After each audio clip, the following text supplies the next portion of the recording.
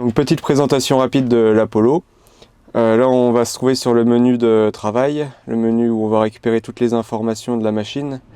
On va pouvoir retrouver la pesée, le poids dans la machine. On va retrouver notre vitesse d'avancement, juste ici. On va retrouver notre hauteur de porte, juste ici.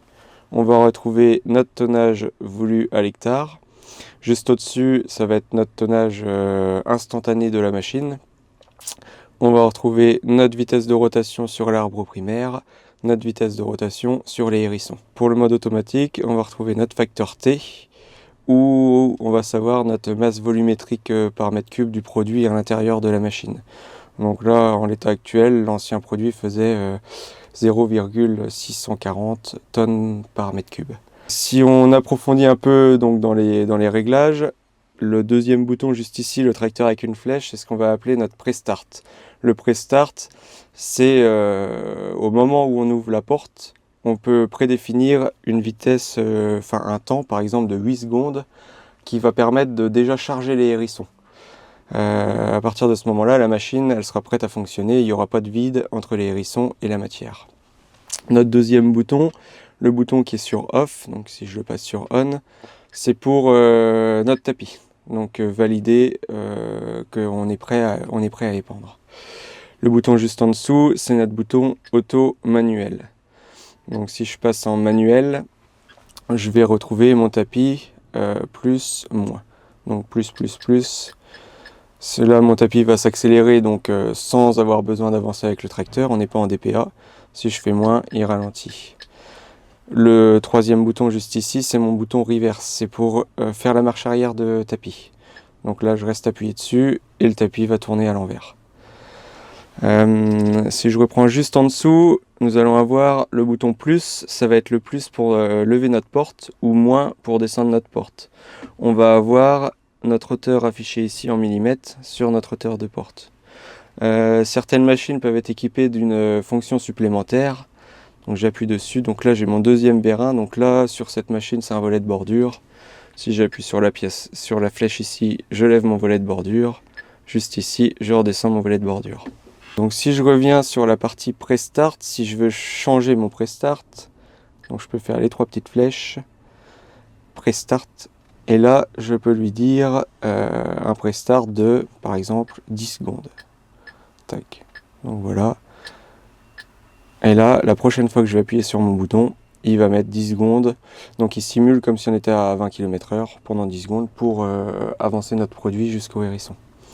Ce qu'il va falloir savoir comme paramètre pour aller épandre, c'est la quantité par hectare qu'on va vouloir donner et la largeur que la machine va épandre au sol. Donc ça, c'est des informations qu'on va aller retrouver juste ici. Donc là, sur largeur, donc là par exemple, je sais pas, on va mettre 24 mètres. 24 mètres, ça va être notre largeur d'épandage, mais dans le champ. C'est pas une largeur qu'on peut changer avec la vitesse des hérissons. Pour aller changer mon produit, c'est ce qu'on appelle la meule de paille, entre guillemets. Et là, je vais avoir mes produits. Donc là, je suis sur un produit fumier à 33 tonnes par hectare avec une densité de 640 kg par mètre cube. Le flow factor, c'est quelque chose qu'on va jamais changer. Majoritairement, on le laisse à 1.1. C'est notre coefficient de patinage du tapis. Je m'explique, quand le tapis il va avancer, s'il avance d'1 mètre, en réalité la matière ne va pas avancer d'1 mètre. Elle va toujours avoir tendance à patiner un peu sur le tapis. Ça, c'est un coefficient qu'on va changer si vraiment on fait des boues qui sont très humides. On peut prédéfinir plusieurs produits, donc compost, fiente, boue, écume. Donc après on a des produits qui n'ont jamais utilisé, produit J, jusque J. Enfin, voilà, donc mettons on part sur fumier. Si je veux changer mon dosage hectare, donc je clique dessus, voilà, là on est à 33 tonnes, si je vais mettre 25, je remets 25, valider, je revalide, voilà, échappe. Du coup on a notre produit fumier qui est prêt ici. Donc là ça voudrait dire on est prêt à aller épandre dans le champ. Donc arrivé dans le champ, On va avoir deux possibilités. Si on est en isobus, on va pas avoir le bouton rouge parce que on va avoir nos fonctions directement sur le joystick du tracteur ou sur l'écran du tracteur. Si on travaille avec l'Apollo, donc juste comme ici, on peut avoir le bouton rouge ou l'information à l'écran. Au moment où on va appuyer sur On, il faut que nos deux fonctions soient bien au vert. Tac. Donc là, quand nos deux fonctions sont bien au vert, maintenant on peut avancer avec le tracteur. Et là, la machine va se débrouiller d'elle-même pour obtenir le dosage hectare voulu. Si on va un peu plus loin, donc si je fais les trois petites flèches en bas à droite, je vais retrouver, enfin deux fois, je vais retrouver mes compteurs. Donc ça, c'est les compteurs de la machine. Je vais avoir un compteur global, combien d'épandeurs la machine a déjà épandu. Et je peux avoir des compteurs partiels que je peux remettre à zéro. Donc par exemple celui-ci, si je redémarre ma journée, je le remets à 0 et je peux savoir à la fin de la journée combien d'épandeurs j'ai épandu. Lors de l'épandage en automatique, actuellement notre tracteur est éteint, on n'a pas d'hydraulique qui fonctionne. Notre barre verte, juste ici dans les km/h, va s'accélérer.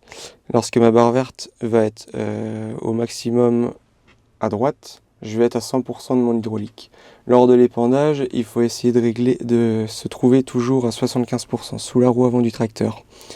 Pour se trouver sous la roue avant du tracteur, si par exemple mon tapis va trop vite, donc qui est la barre qui se retrouve à 100% juste ici, pour ralentir mon tapis, je vais ouvrir ma porte. Donc dans ces cas-là, je vais ramener plus de matière à l'arrière.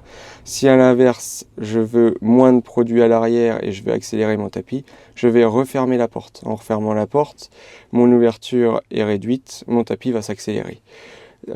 En ajustant la porte, soit en ouvrant plus, soit en ralentissant, notre tapis va accélérer ou ralentir et dans ces cas, on va pouvoir se retrouver sous la roue avant du tracteur à 75% de notre hydraulique. Vous l'aurez compris, le boîtier Apollo est très ludique et il est très simple. Une chose que j'ai pas dit, c'est qu'il embarque aussi soit la fonction tactile, soit la fonction par bouton.